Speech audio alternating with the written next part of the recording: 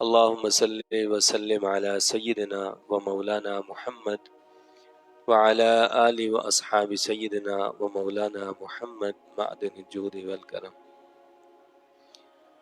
زکوٰۃ کے حوالے سے بعض جو کوتاہیاں ہوتی ہیں، اسی سلسلے میں ایک یہ ہے کہ زکوٰۃ فنڈ سے قرض حسن دینا۔ بعض برادریوں میں یا فلاحی تنظیموں میں ایسا ہوتا ہے کہ وہ برادریوں کے اہل ثروت افراد سے زکوٰۃ، فطرہ اور فدیہ کی رقم جمع کر کے اس میں سے برادری کے نادار اور مستحق افراد کی مدد کرتے ہیں۔ یہ ایک اچھا عمل ہے اور شرعاً درست ہے، لیکن وہ یہ بھی کرتے ہیں کہ زکوٰۃ فنڈ سے ضرورت مند افراد کو قرض حسن کے طور پر دیتے ہیں اور پھر ان سے آسان اقساط میں اسے وصول کرتے ہیں، گویا یہ ایک طرح کا جاری فنڈ بن جاتا ہے۔ اس سلسلے میں گزارش یہ ہے کہ اس طرح زکوٰۃ ادا نہیں ہوگی۔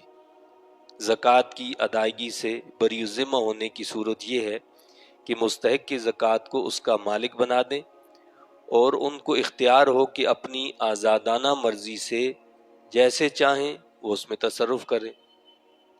یعنی جس کو ہم نے زکوٰۃ کا پیسہ دیا اس کے ساتھ کوئی شرط نہیں لگائی جا سکتی۔ آپ شرط لگائیں گے تو وہ زکوٰۃ نہیں ہے، تو وہ جیسا چاہیں اس کو استعمال کریں۔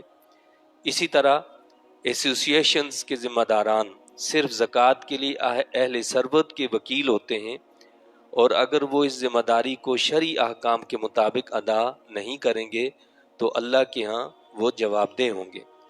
ایسی ایسوسیشنز کے ذمہ داروں کو چاہیے کہ وہ صدقات واجبہ، زکوٰۃ، فدیہ، فطرہ، نذر اور کفارہ وغیرہ کی رقوم سے الگ عطیات اور نفلی صدقات و خیرات پر مشتمل ایک رفاہی یعنی ویلفیئر فنڈ قائم کریں، جس سے ضرورت مندوں کو بلا سود قرضے جاری کیے جائیں اور ادائیگی کے لیے انہیں حسب حال رعایت دیں، اور اگر کوئی نادار قرض کی واپسی کے قابل نہ ہو تو اسے معاف کر دیں۔ یہ اپنی جگہ ایک بہت بڑی نیکی اور اجر کا کام ہے۔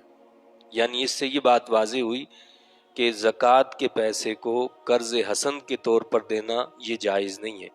البتہ ایسا کیا جا سکتا ہے کہ زکوٰۃ یا صدقات واجبہ کے علاوہ نفلی صدقات خیرات جو ہوتے ہیں اس کا ایک الگ فنڈ ہو، اس میں سے قرض حسن دیا جا سکتا ہے اور پھر اس کی سہولت کے مطابق اس سے وہ پیسہ وصول کیا جا سکتا ہے۔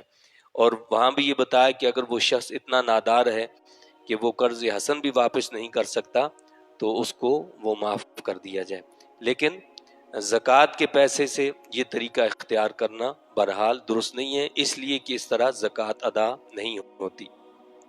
بعض انجمنیں زکوٰۃ کی رقوم کو قومی بچت کی اسکیموں میں لگا کر وہ سرمایہ کاری کرتے ہیں زکوٰۃ کے پیسے سے، اور ان سے جو سود حاصل ہوتا ہے اس سے وہ ناداروں کی مدد کرتے ہیں۔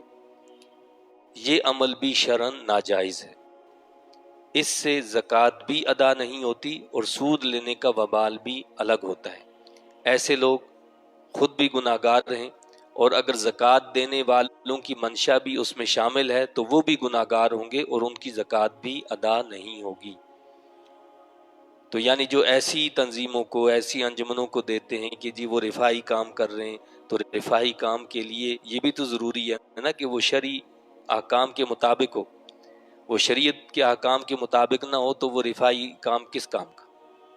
وہاں شریعت کے اصولوں کو ہی پامال کیا جا رہا ہے، اور جو چیز ایک فرد کے لیے جائز ہی نہیں ہے وہ چیز اس کے ساتھ جو وہ کی جا رہی ہے تو کیسے وہ پھر ثواب کا کام قرار پائے گا؟ تو لہٰذا ان چیزوں کی اصلاح کرنا نہایت ہی ضروری ہے۔ باقی اس کے علاوہ جو ہے زکوٰۃ کن لوگوں کو نہیں دی جا سکتی ان کا تذکرہ ہے، انشاءاللہ وہ بعد میں کیا جائے گا۔ اللہ تعالیٰ سے دعا اور التجا ہے کہ اللہ تعالیٰ ہمیں ان تمام مسائل شرعیہ کو سیکھنے سمجھنے کی اور ان کے مطابق اپنے معاملات کو درست کرنے کی توفیق عطا فرمائے۔ آمین۔ وآخر دعوانا وان الحمد للہ رب العالمین۔